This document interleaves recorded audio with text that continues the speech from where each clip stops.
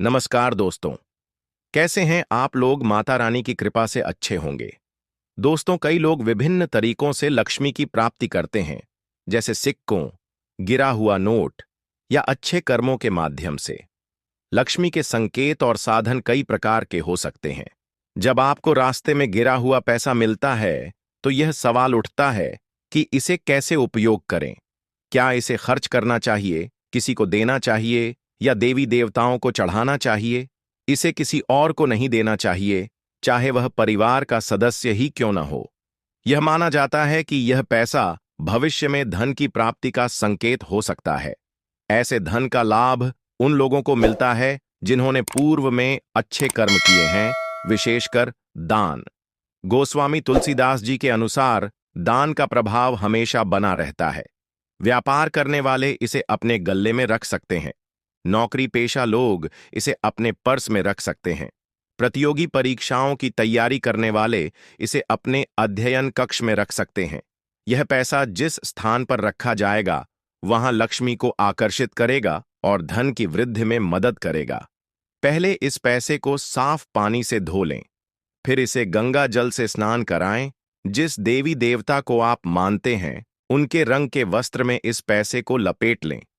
शनि महाराज के लिए काले वस्त्र, हनुमान जी के लिए लाल वस्त्र, माता लक्ष्मी और माता दुर्गा के लिए लाल वस्त्र। इसे देवी देवताओं के चरणों में समर्पित करें और धूप दीप दिखाकर पूजा करें। इसके बाद इसे अपने कार्यस्थल, गल्ले, पर्स या पूजा स्थान पर रखें। सही तरीके से रखा गया गिरा हुआ पैसा आकस्मिक धन ला सकता है और गरीबी को दूर करने में मदद कर सकता है। यदि आप इसे अपने पर्स या व्यापार के स्थान पर रखते हैं, तो यह धन को आकर्षित करने में सहायक होता है। गिरा हुआ पैसा लक्ष्मी का प्रतीक माना जाता है। इसे सही तरीके से रखने से यह आपकी किस्मत को बदल सकता है। यदि आपको ऐसा धन मिलता है, तो इसे खर्च करने के बजाय बताए गए विधि अनुसार सिद्ध करके अपने पास रखें। हिंदू धर्म में देवी देवताओं की पूजा का एक महत्वपूर्ण हिस्सा है दीपक जलाना। बिना आरती और दीपक की रोशनी के पूजा अधूरी मानी जाती है। हालांकि दीपक जलाते समय कई लोग यह सोचते हैं कि उन्हें घी का दीपक लगाना चाहिए या तेल का। कौन सा दीपक अधिक शुभ है और कब किसका उपयोग करना चाहिए, आज हम इन सभी सवालों के उत्तर देंगे।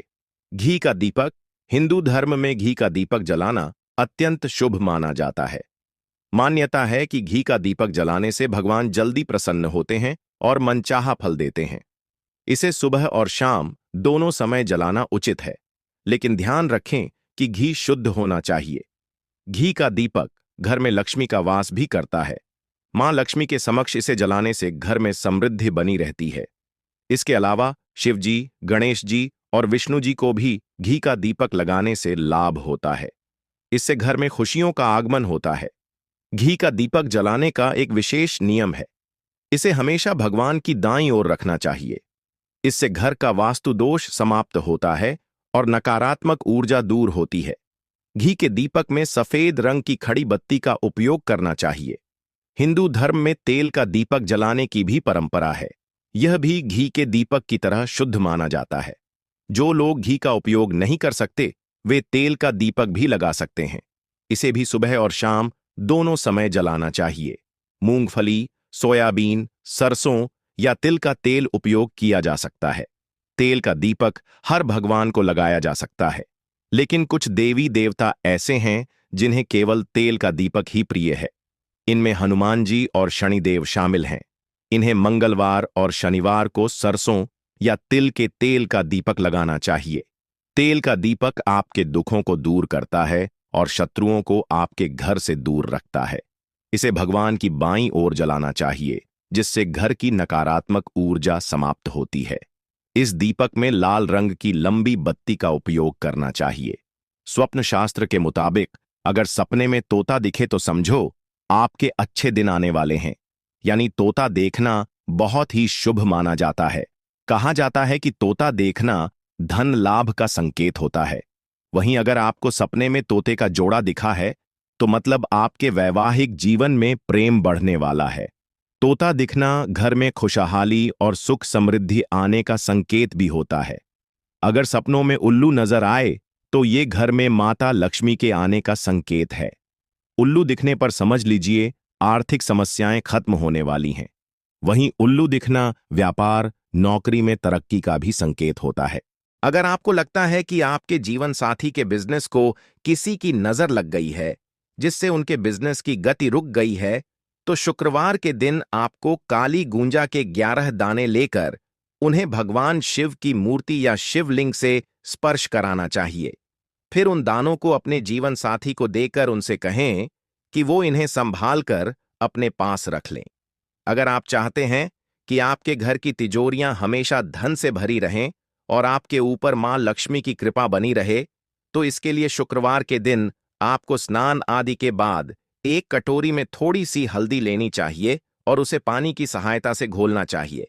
अब इस हल्दी से अपने घर के बाहर मेन गेट के दोनों तरफ पहले जमीन पर छोटे छोटे पैर के चिन्ह बनाएं। फिर गेट के दोनों तरफ दीवार पर एक एक स्वास्तिक का चिन्ह बनाएं और देवी लक्ष्मी का ध्यान करें। अगर आप अपने घर परिवार की सुख समृद्धि को बनाए रखना चाहते हैं, तो शुक्रवार के दिन केले का फल लेकर अपने लड़के को या अपने लड़के समान किसी अन्य बच्चे को या अपने भतीजे, दोहते या भांजे को खाने के लिए दें। अगर आप अपने जीवन की गति को निरंतर बनाए रखना चाहते हैं, तो उसके लिए शुक्रवार के दिन स्नान आदि के बाद साफ कपड़े पहनकर सबसे पहले अपने इष्ट देव का ध्यान करें। फिर अपने मस्तक पर केसर का तिलक लगाएं।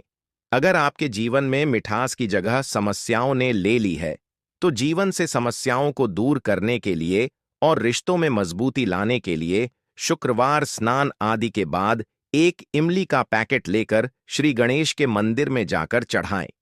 अगर आप किसी महत्वपूर्ण डील के लिए शुक्रवार के दिन कहीं बाहर जा रहे हैं और आप उसमें अपनी सफलता सुनिश्चित करना चाहते हैं, तो उसके लिए शुक्रवार के दिन आपको घर से बाहर जाते समय पहले लक्ष्मी मां को प्रणाम करना चाहिए, उनका आशीर्वाद लेना चाहिए। उसके बाद थोड़ा सा दही चीनी खाकर, पानी पीकर घर के बाहर जाना चाहिए।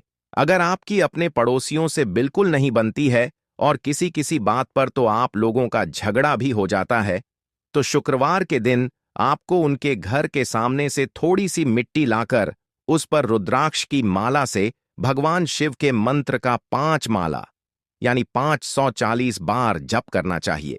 इसके बाद उस मिट्टी को वापस वहीं रखाएं जहां से आप उसे उठाकर लाए हों। अगर कुछ दिनों से आपको नौकरी से संबंधित किसी प्रकार की परेशानी का सामना करना पड़ रहा है, तो शुक्रवार घी, पिसी हुई शक्कर और सफेद तिल मिलाकर लड्डू बनाएं और भगवान गणेश को भोग लगाएं। अगर आप तिल के लड्डू न बना पाएं, तो सफेद तिल, थोड़ा सा घी और थोड़ी पिसी हुई शक्कर अलग अलग लेकर मंदिर में दान कर दें। अगर आपकी संतान आपकी बात नहीं मानती और वो हर काम में अपनी मनमानी चलाते हैं, तो अपनी संतान को अपने फेवर में करने के लिए और संतान से संबंधित अन्य शुभ फल सुनिश्चित करने के लिए शुक्रवार किसी मंदिर या धर्मस्थल पर वस्त्र का दान करें। अगर वस्त्र काले और सफेद रंग का हो तो और भी अच्छा है। अगर आप अपने सौभाग्य में बढ़ोतरी करना चाहते हैं, तो इसके लिए शुक्रवार के दिन 1 रुपये का सिक्का लें और उसे अपने मंदिर में मां लक्ष्मी के आगे रख दें। अब सबसे पहले मां लक्ष्मी की उचित प्रकार से पूजा अर्चना करें। फिर उस सिक्के की भी उसी प्रकार से पूजा करें और शुक्रवार पूरे दिन उसे मंदिर में ही रखा रहने दें।